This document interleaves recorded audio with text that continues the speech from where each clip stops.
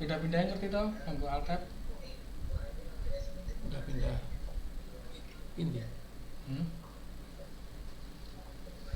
Lah iki wis live iki. Nah, jenengan nggone iki kok. Di Iya. iya. Jadi guys. Cek.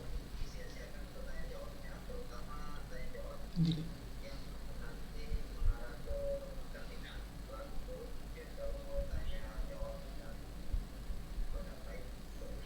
Gimana lah?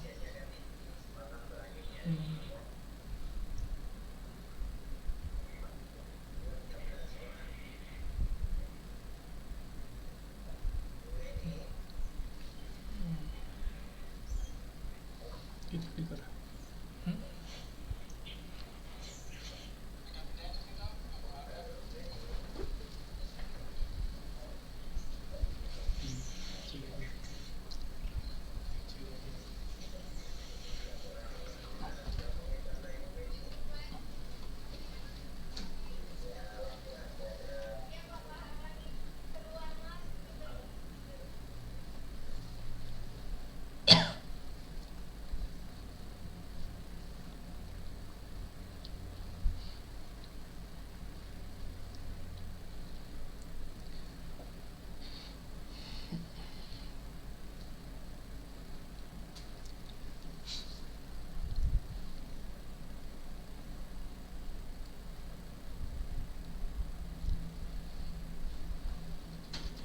Tiga selamat bergabung Madura, Lampung Timur,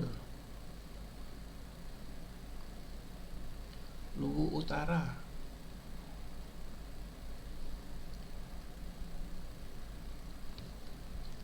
Bima NTB luar biasa, Bantul Selatan, Sulbar, Kerawang,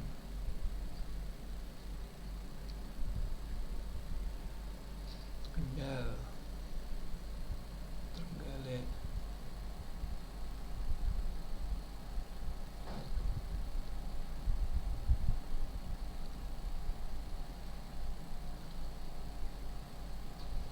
Kalimantan Tengah, Mbak Wulan,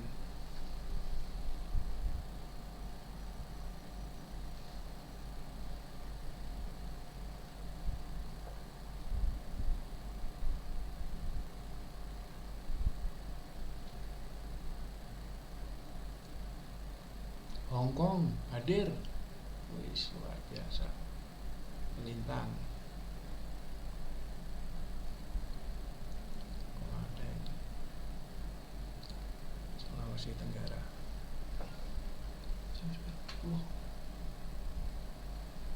Oke, sip. Oke, Mitra Nasa dimanapun Anda berada, mari kita mulai pertemuan FB Pertanian Organik NASA, Grup Pertanian Organik NASA pada pagi hari ini. Sebelumnya, Assalamualaikum warahmatullahi wabarakatuh. Semangat pagi Mitra NASA dimanapun Anda berada. Bertemu kembali dengan kami, Agus Budi Setiono, salah satu konsultan pertanian PT Natural Nusantara, yang mana kami di PT Natural Nusantara sudah sejak saya berdiri hampir 18 tahun ini. Nah, pada kesempatan ini saya akan mengupas sedikit banyak mengenai jurus sakti untuk bagi para penggemar budidaya jamur tiram. Nah, sebelumnya kita lihat video-video bagaimana teknis budidaya jamur tiram secara singkat.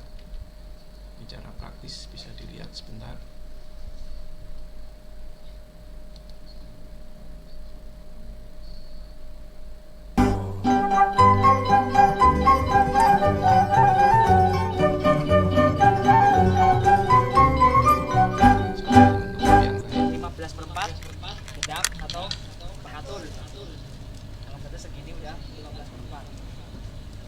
Persiapan media. Kemudian kapurnya 3/4 kilo. Kapur. Anggap aja ini kapur udah cukup 3/4 kilo ya. Kemudian ini gipsumnya 2/4 atau 0,5.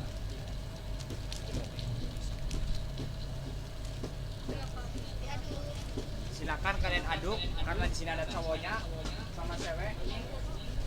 Ada skop cowok, ada skop cewek. Enggak, nanti pakai tangannya pas waktu pencampuran air. Yuk silakan dicampur-campur di lantai. Yang mau PKL jamur. Ya kayak gitu kayak si Adi. Tuh, pada pupuknya itu berbeda.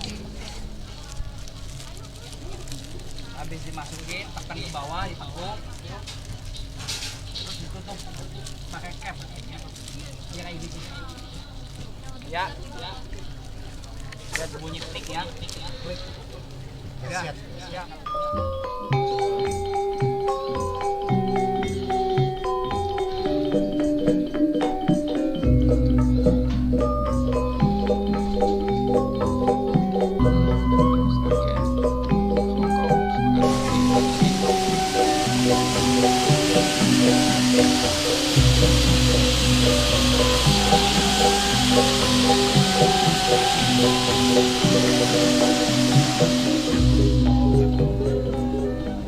Ini tuh di automat yang seperti ini tuh bisa menampung 2000 kilo.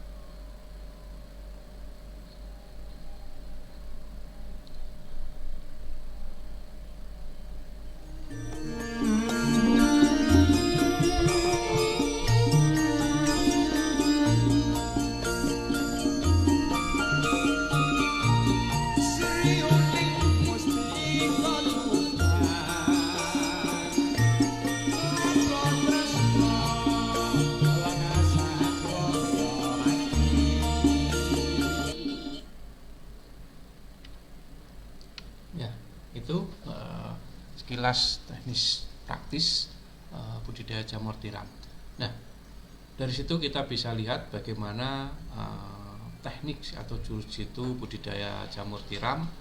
Yang pertama adalah di pengumpulan media, kemudian pencampuran media, kemudian fermentasi, kemudian di pengisian baglok, kemudian di sterilisasi, di pengisian bibit atau inokulasi, kemudian di inkubasi atau penyimpanan sementara, perawatan atau pemeliharaan. Nah, kita kupas satu persatu ya.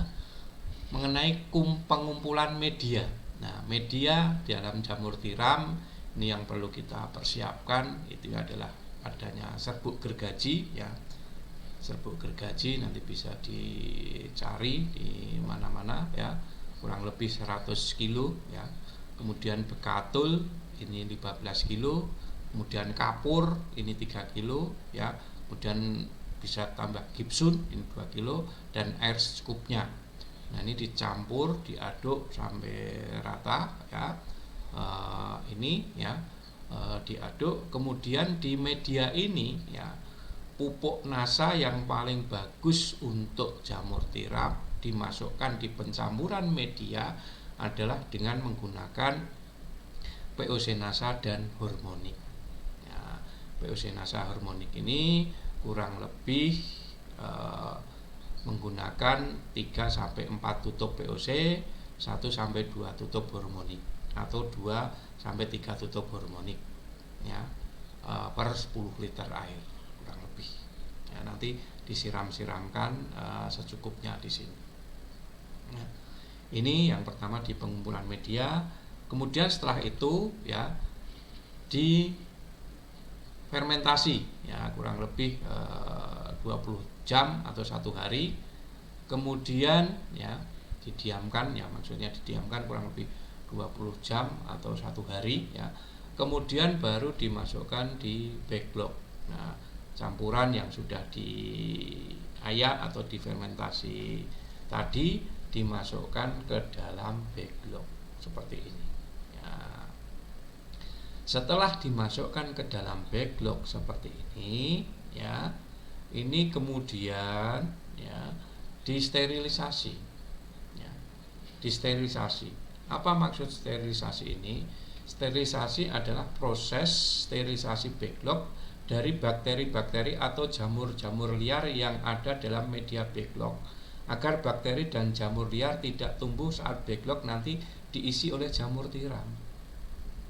Ya, ini sekali lagi setelah pengisian backlog ya seperti ini ya, dicampur ya, kemudian dilakukan sterilisasi. Nah, sterilisasi ini membutuhkan waktu. Kalau yang modern dengan alat tadi ini kurang lebih 3 jam. Tapi kalau yang tradisional seperti ini menggunakan tungku ya, ini butuh 7-8 jam.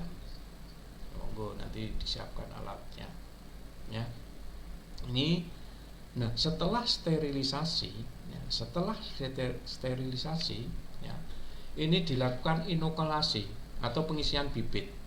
Ya, yang sudah dicampur tadi ya, media dimasukkan backlog seperti ini, kemudian nanti ditutup dengan penutup ya, bekas aqua ataupun penutup yang lain ya. Ini nanti dibuka ya. Proses inokulasi harus dilakukan secara cepat dan steril. Karena apa? Karena nanti ini akan berkaitan dengan bibit ya. Bibit itu kalau terlalu lama nanti tidak akan tumbuh jamur ya. Kemudian tangan dan spetakula ya, tangan dan spetakula ini adalah spetakula. Ini harus sesering mungkin dibersihkan dengan alkohol dan mereka harus sering dibakar dengan api Bunsen ya, harus dibakar seperti ini ya. Kemudian proses inokulasi sebaiknya dilakukan di dalam ruangan khusus yang bersih dan tertutup seperti ini. Nah, semua ini dilakukan untuk menghindari bibit agar tidak terlalu lama kontak dengan udara, yang mana ini nanti akan menyebabkan terjadinya kontaminasi. Ya. Setelah inokulasi, backlog tidak perlu ditutup dengan plastik atau tutup ring tadi, ya. Jadi dibiarkan, ya, biarkan terbuka, ya. Kemudian setelah diinokulasi diisi bibit, ini kemudian baru kita lakukan pemeliharaan ya, kita diamkan, kita didiamkan setelah dilakukan pembibitan diberi bibit. Nah, kita lakukan pemeliharaan. Nah, di dalam proses pemeliharaan ini ada 4 macam, yaitu proses penumbuhan jamurnya, kemudian pengaturan suhu dan kelembapan, kemudian pengendalian hama dan penyakit, kemudian panen dan pasca panen. Nah, pemeliharaan yang pertama adalah penumbuhan, ya, penumbuhan jamur yang sudah diisi tadi. Nah, backlog yang telah ditumbuhi micelia yang secara sempurna atau telah putih merata, ya. Kemudian ini diawali dengan membuka sumbat penghalang, kapas, dan cincin diganti dengan karet gelang. Ya. Kemudian prinsipnya untuk memberikan oksigen atau O2 yang cukup untuk membentuk tubuh buah dengan sempurna. Ya. Pembukaan dapat dilakukan dengan mencomblek plastik bagian atas atau hanya dengan membuka, yaitu dengan membuka karet dan membuang kapasnya tadi. Ya. Kemudian pemotongan penutup backlog harus dilakukan dengan pisau yang sangat bersih dan steril. Ya. Penutup backlog harus dilakukan dengan pisau yang bersih dan steril, supaya tidak terjadi kontaminasi bibit yang sudah dimasukkan ke dalam backlog tadi. Kemudian waktu mulai pembukaan hingga tumbuh tubuh buah ini kurang lebih 1-2 minggu. Nah, kurang lebih 1 sampai 2 minggu. Biarkan tubuh buah yang tumbuh 2 sampai 5 hari atau tergantung tempatnya ya. Kemudian segera memanen tubuh buah tersebut supaya kualitasnya bagus ya. Kemudian setelah dipanen atau sebelum dipanen ya, ini selain di media tadi, ini penggunaan POC NASA ini juga bisa disuntikkan di backlog. Nah, biasanya adalah teman-teman petani jamur tiram yang sudah beli jadi backlognya, tidak membuat sendiri. Nah, ini biasanya kalau memang yang membuat backlog itu sudah bermitra dengan kami PT Natural Nusantara, biasanya di medianya ini sudah dicampur dengan menggunakan POC NASA dan hormonik. Tapi kalau terpaksa membeli backlog yang lain ya, ini penggunaan POC NASA ini bisa lewat disuntikkan ya, disuntikkan di di bekas penutup backlog tadi ya, pemotongan backlog yang sudah dipotong dengan pisau bersih ya, bagian atas ya, di karet yang sudah dibuka ini tinggal disuntikkan atau disuntikkan di backlognya. Nah, caranya bagaimana ya? Ini dengan disuntikkan, kita campur dulu 4 cc POC NASA, 2 cc hormonik per liter. Nah, nanti dari campuran itu kita ambil 5 cc per backlog, atau suntikan itu kan sekitar 10 cc ya. Nah, 10 cc itu bisa untuk 2 backlog ya. Ini bisa dilakukan. Ini bisa disuntikkan 1 sampai 2 minggu sekali. Terus setelah panen suntikkan, nanti akan tumbuh jamur tiram yang lagi ya. Kemudian yang perlu diperhatikan juga dalam pemeliharaan adalah mengenai pengaturan suhu dan kelembapan. Nah, pengaturan suhu dan kelembapan, ini suhu itu yang paling bagus untuk pertumbuhan jamur tiram antara 16 sampai 20 derajat Celcius dengan tingkat kelembapan atau RH 80 sampai 90%. Nah, apabila suhu pada siang hari dinilai terlalu panas, nah ini perlu disiram dinding dan lantai ruangan dengan air ya, atau dengan cara penyemprotan ya. Kemudian penyemprotan chemical sprayer atau pengkabutan ini bisa menjaga kelembapan ya. Kemudian penyemprotan tetap harus memperhatikan kelembapan, karena apabila terlalu lembab maka kandungan air dalam backlog akan menjadi tinggi ya. Ini juga nanti akan mempengaruhi di pembibitan atau di tumbuhnya dari jamur tiram tersebut. Nah, penyemprotan secara intensif khususnya pada musim kemarau. Jika musim hujan, penyemprotan bisa dikurangi karena di musim hujan ini kelembapan bisa terjaga ya. Ini pentingnya pengaturan suhu dan kelembapan. Usahakan suhu normal untuk jamur tiram ini 16 sampai 20 derajat Celcius dengan tingkat kelembapan atau RH ini 80 sampai 90%. Nah, kemudian masih ke pengaturan suhu dan kelembapan, perhatikan sirkulasi udara. Kemudian bukalah jendela yang ada di samping kumbung pada siang hari menjelang sore agar kebutuhan oksigen terpenuhi. Nah, perhatikan juga cahaya yang masuk ke dalam kumbung, diusahakan tidak terlalu banyak ya. Kemudian perhitungkan secara cermat antara kebutuhan akan udara dengan masuknya cahaya ke dalam kumbung ya. Pertumbuhan tumbuh buah akan baik di tempat yang teduh dan tidak terkena matahari secara langsung ya. Ini juga perlu diperhatikan. Kemudian yang tidak kalah penting, pengamatan hama dan penyakit. Nah, hama yang paling banyak menyerang pada jamur tiram ini salah satunya adalah jenis lalat. Nah, lalat seperti ini ya, lalat Scriarid atau Lycoriella ya, SP. Lalatnya bentuknya seperti ini ya, ini. Kemudian lalat Cecides, kemudian ada tungu ya, tungu seperti ini juga akan makan jamur tiram. Kemudian ada jenis kumbang, kemudian ini larva dari Scriarid, kemudian larva dari yang ini ya. Ini. Kalau ada serangan-serangan ini bisa disemprot ya, dengan menggunakan pentana atau dengan menggunakan pestona kalau ada, atau kalau terpaksa bisa menggunakan insektisida yang kimia yang sistemik ya. Ini cara pengelolaan hama ya. segera panen semua jamur ya, hingga tak tersisa ya. Backlog dibersihkan dari sisa akar yang tersisa, kemudian semprotkan insektisida organik seperti Pestona atau Pentana.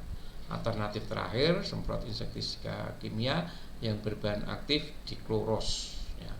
Semprotkan kumbung sesuai dosis dan anjuran atau lebih rendah untuk menyemprot hama. Selama penyemprotan, kumbung tidak boleh disemprot air ya. Bila jamur tiram baru tumbuh, segera buang karena berpotensi mengandung racun ya. Setelah disemprot hama dan penyakit, apalagi dengan menggunakan bahan kimia, itu kalau tumbuh jamur ya, ini diambil karena ini bisa mengandung racun. Nah, setelah tumbuh berikutnya baru dibiarkan. Nah, kondisi lingkungan ini harus diperbaiki, terutama sirkulasi udara, hindari udara yang terlalu lembab karena kalau terlalu lembab nanti akan timbul penyakit-penyakit ya. Penyakit-penyakit yang banyak menyerang pada jamur tiram ya, diantaranya adalah Chaetemium sp ya.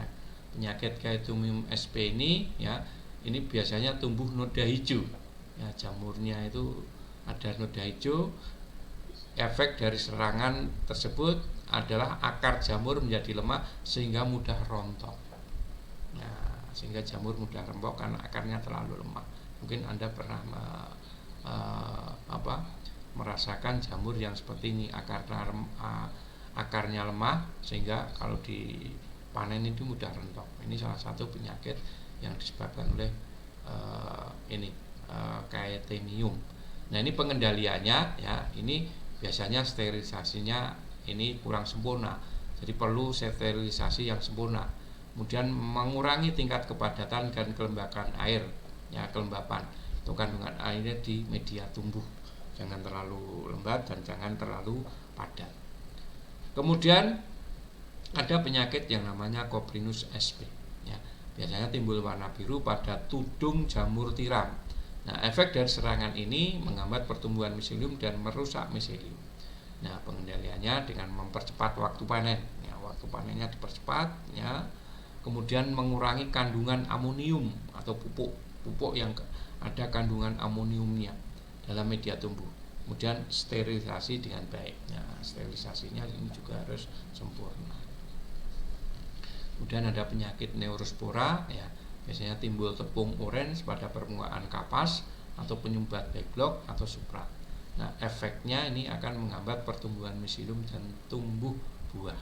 Nah, pengendaliannya ini dengan sterilisasi media tumbuh yang dengan baik, memperbaiki alat sterilisasi yang bocor, menutup sumbatan pada media tanam dengan plastik saat sterilisasi.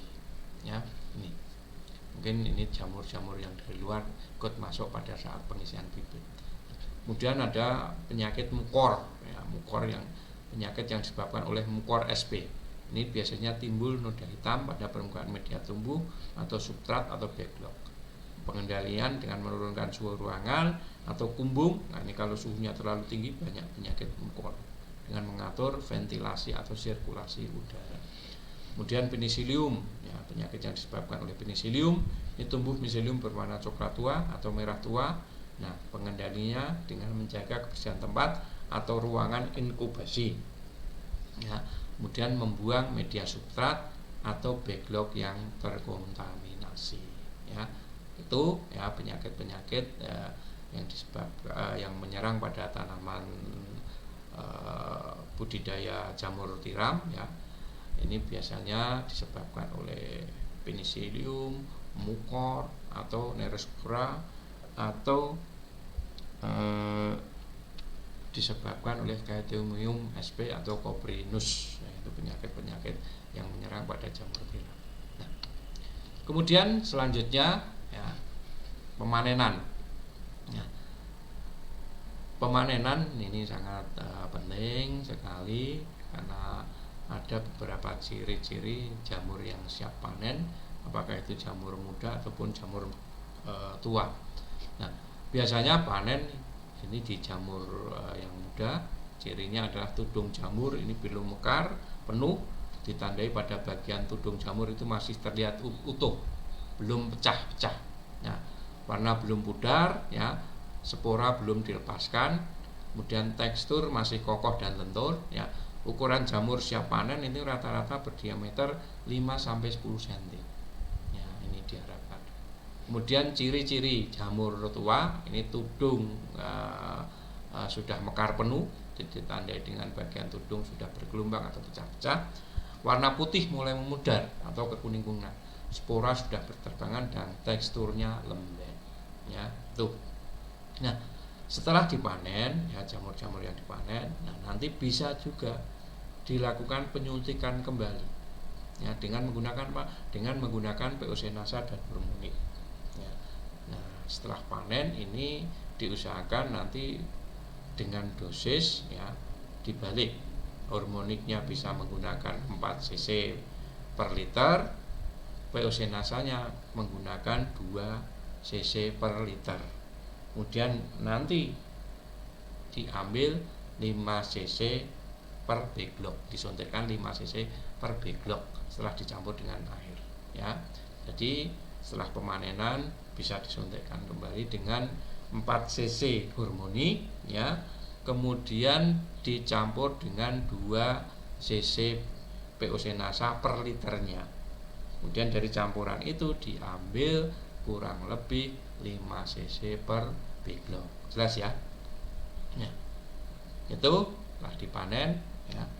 Ini saksian dari mitra kita ya yang menggunakan produk NASA terutama untuk tiram putih di dalam Banjar. Nama saya Hosaini, alamat Karanggo, RT 47, Kecamatan Karangulin, Kelurahan Gunung Manggis, Banjarbaru.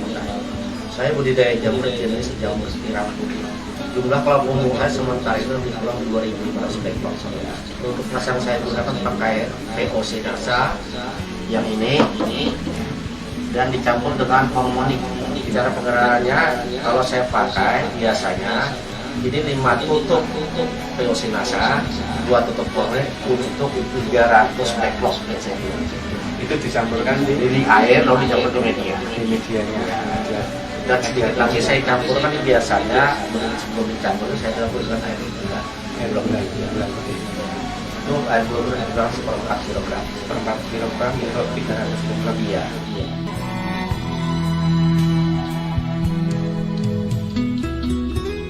Pertama kali kita untuk membuat jamur tiram putih, pengumpulan bahan media terdiri dari serbuk kayu, dedak halus, kapur. Lalu habis itu dicampur, diaduk seperti kita ngaduk semen biasanya dengan campuran ditambah, dan saat di sinilah kita menggunakan POC-NASA. Dicampur air secukupnya dengan menggunakan POC-NASA. Selesai itu kita fermentasi, lebih kurang minimum 24 jam lah. Setelah fermentasi kita pengisian backlog. Besok selesai kita sterilisasi, selesai kita dinginkan minimum 24 jam. Habis itu kan istilahnya pengisian bibit atau inokulasi. Setelah inkubasi atau diperam sudah kelihatan agak putih lebih separuh, baru kita masukkan ke dalam kumbung. Nah di sini kita sudah selesai kering, baru tinggal pemeliharaan saja. Biasanya orang berbuat antara 6 kali, saya baru 1 backlog, saya bisa sampai 4 kali.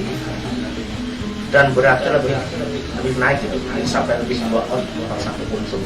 Per 1 puntung ya. Kalau yang tidak menggunakan 1 on saja. 1 on. Untuk umur lebih panjang, dan saat berbuat biasa orang-orang bikin sampai 35, saya 28 main berbuat 28 hari dari pengisian inokulasi. Masa panen tergantung permasalahan ini. Kalau kita mengharapkan jamur itu hanya 1 lubang, itu masa panen sampai 3 bulan. Tapi kalau kita peras istilah di proses, kita betel belakang, tengah muka belakang, itu bisa di kurang 2 bulan saja. Nah sekarang saya menghitung bukan itu lagi, saya hitung aja berapa kali dia berbuah. Kalau dia cepat berbuah lebih banyak, kita ganti baru lagi backlog.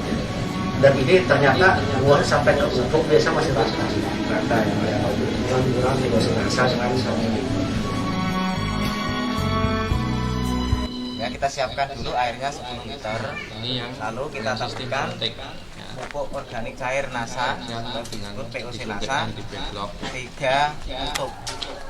Oh, diambil 3 tutup. Ya, diambil 3 Ini tutup. yang menggunakan dosis 3 tutup aja loh. Dikocok dulu ya. Tutup POC-NASA per kurang lebih 10 liter air.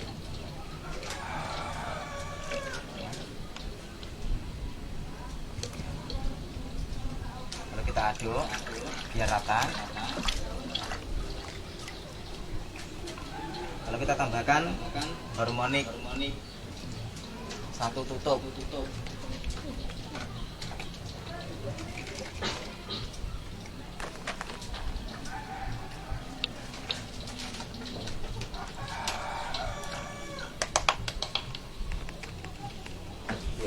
Parutan 10 liter ini untuk 500 baklok. Untuk 500 baklok. Jadi kalau untuk 1000 baklok 2 kali ini. 2 kalinya. Ya, nanti diberikan tiap berapa kali? 2 minggu sekali. 2 minggu sekali. Oh, ini pakai spek yang berapa mili? Pakai 10 mili. Nah, yang kita isikan Penuh. Oke. 2 baklok. Jadi tiap baklok 5 mili. Ini Cara menyuntik baklok jamur tiram kurang lebih 1 baklok adalah 5 mili ya. Ini diisi 10 mili, jadi untuk 2 baklok. Terus. Tahan.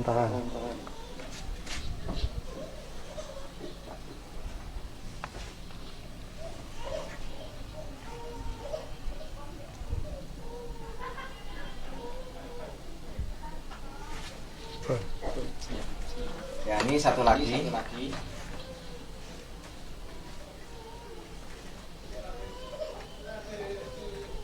Mulai dari awal umur 40 hari mulai panen. Tiap hari bisa panen. Kurang lebih 1000 baklok itu 7 kilo. Itu kalau udara panas ya. Kalau udara dingin mungkin lebih dari 10 kilo. kalau yang tidak pakai nasa, Pak? Kalau yang nggak pakai nasa itu 3 hari sekali 7 kilo maksimal. Jadi ada perbedaan dalam jumlahnya, Pak ya. Kemudian dari sisi kualitasnya, Pak, Bapak bisa perbandingkan warnanya dan ketebalan daunnya ataupun ketebalan jamurnya dan sebagainya, silakan. Kalau pakai nasa itu warna lebih putih, ya. Kalau bobot lebih berat karena agak tebal ya, dan warnanya agak tahan lama, nggak cepat layu. Ya, kemudian kan tadi disebutkan warnanya lebih putih dan tidak cepat layu. Nah, kalau untuk yang tidak pakai nasa bagaimana? Kalau nggak pakai nasa itu usia 3 hari udah layu, tapi kalau pakai nasa mungkin bertahan sampai 4 hari. Kalau ukurannya lebih kecil. Ini yang tidak pakai nasa ya, yang lebih cepat bongkotnya, warnanya kuning dan kurang berwarna putih nih. Kecil ini ya. Sementara yang pakai nasa bisa kita lihat luar biasa, tetap putih dan masih tegar berdiri, tidak jatuh alias gugur. Harganya bagaimana, Pak? Harganya kalau Harga basah. harga basah nggak pakai mesin nasa ini 12.000 ya. Kalau nggak pakai nasa kalau 10.000. 10.000. Jadi ada selisih 2.500 per kilo. Jadi sudah lebih banyak, harganya juga dihargai lebih mahal. Nah, kemudian untuk supaya tetap basah, Bapak menyuntikkan sehari berapa kali? Untuk airnya saja. Airnya penyemprotan 1 hari 5 Disemprot kali. ya? Disemprot atau disuntik? Disemprot. Disemprot. Dari Oh, disemprot dari luar sehari 5 kali. Ini air apa? Air putih biasa. Disemprotkan di luar baglok ya, begitu supaya untuk menjaga kelembapan gitu. Biaya yang dikeluarkan untuk mendapatkan produk nasa ini berapa, Pak? 1 bulan 1 paket ini harmonik sama BOC nasa. 1 bulan 1 paket ini. Jadi kalau 5 bulan perkiraan sampai 5 paket ini ya. Sementara kalau dalam 1 bulan itu bisa mengeluarkan per hari 7 kilo. Kita hitung aja 20 hari atau mungkin 30 hari, Pak ya. 7 kilo kali 30 hari kali 12.500. Ya. Kira-kira begitu ya taksirannya ya. Sementara yang tidak pakai 3 hari sekali, berarti kan 7 kilo kali 10 hari kali 10 berapa tadi, Pak? 10.000 berapa? 10.000 saja. 10 kali 10.000. Jadi ada selisih di situ, Pak ya. Nah, kira-kira kalau menggunakan nasa satu paketnya berapa? 52,5. Masih ada sisa keuntungan, Pak ya. Artinya Bapak menggunakan nasa ini tidak rugi ya.